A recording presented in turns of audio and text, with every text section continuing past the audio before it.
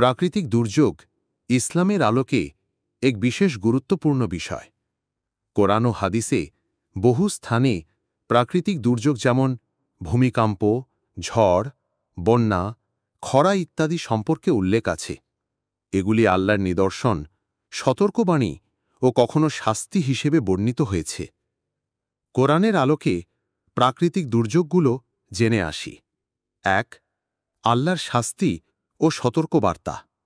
আদ জাতিকে প্রবল ঝড় দিয়ে ধ্বংস করা হয়।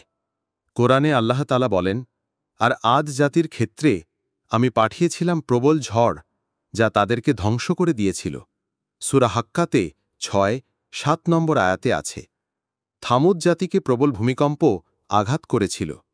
কালামুল্লাহতে বর্ণিত হয়েছে, অতঃপর তাদেরকে গ্রাস করল ভূমিকম্প, ফলে তারা নিজ গৃহে উপুড়ো হয়ে পড়ে রইল। সূরা আরাফের ৭৮ নম্বর আয়াতে আছে। নূহ আলাইহিসসালামের জাতিকে মহাপ্লাবনে ধ্বংস করা হয়েছিল। মহান রব্বে কারিম বলেন, অতঃপর আকাশকে আমি উন্মুক্ত করে দিলাম প্রবল বর্ষণে এবং পৃথিবীকে আমি উৎকীর্ণ করলাম ঝর্ণাধারায়, ফলে উভয়ের পানি মিলিত হল নির্দিষ্ট আদেশের জন্য। সূরা কাদারে ১১-১২ নম্বর আয়াতে আছে। প্রাকৃতিক দুর্যোগ আল্লাহর নিদর্শন।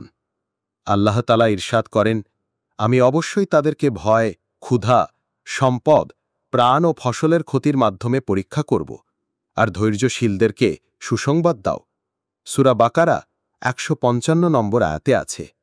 মানুষকে সতর্ক করার জন্য মহান রব্বুল আলামিন বলেন, আমি কোনো নগরকে ধ্বংস করিনি যতক্ষণ না তার নির্দিষ্ট সময় নির্ধারণ করেছি।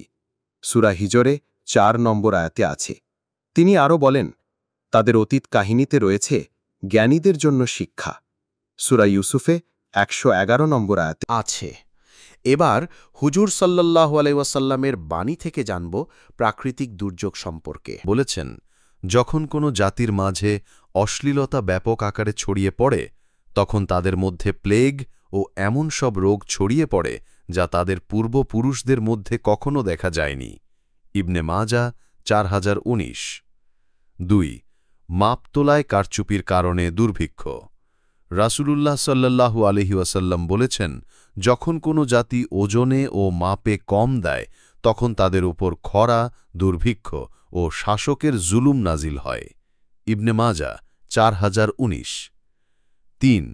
ভূমিকম্প ও প্রাকৃতিক দুর্যোগের হুঁশিয়ারি। রাসূলুল্লাহ সাল্লাল্লাহু আলাইহি ওয়াসাল্লাম বলেছেন, যখন মানুষ আল্লাহর সাথে কুফর করে, সুদ খায়, মদ পান করে এবং জিনা ব্যভিচারে লিপ্ত হয়, তখন আল্লাহ তাদের ওপর ভূমিকম্প ও দুর্যোগ পাঠান। মুসনাদ আহমদ, হাকেম। ৪. দুর্যোগে মুমিনের ধৈর্য। রাসূলুল্লাহ সাল্লাল্লাহু আলাইহি ওয়াসাল্লাম বলেছেন, মুমিন ব্যথা, রোগ, দুঃখ, চিন্তা, কষ্ট বা দুঃখ দুর্দশা যে কোনো কিছুর সম্মুখীন হলে আল্লাহ তার গুনাহগুলো ক্ষমা করেন, এমনকি একটি কাঁটার বিঁধলেও। বুখারী ও মুসলিম। শিক্ষণীয় বিষয়। ১. প্রাকৃতিক দুর্যোগ আল্লাহর পক্ষ থেকে সতর্কবার্তা ও পরীক্ষা। ২. এগুলো মানুষের গুনাহ ও অবাধ্যতার কারণে নাজিল হয়। ৩. ধৈর্যশীল মুমিন দুর্যোগে সওয়াব লাভ করে। ৪. দুর্যোগ থেকে বাঁচার জন্য তাওবা, ইস্তেগফার ও সৎকর্মে অবিচল থাকতে হবে। আল্লাহ তাআলা আমাদের গুনহা মাফ করে তার নেক বান্দাবান্দি হিসেবে কবুল করে নেক। আমিন।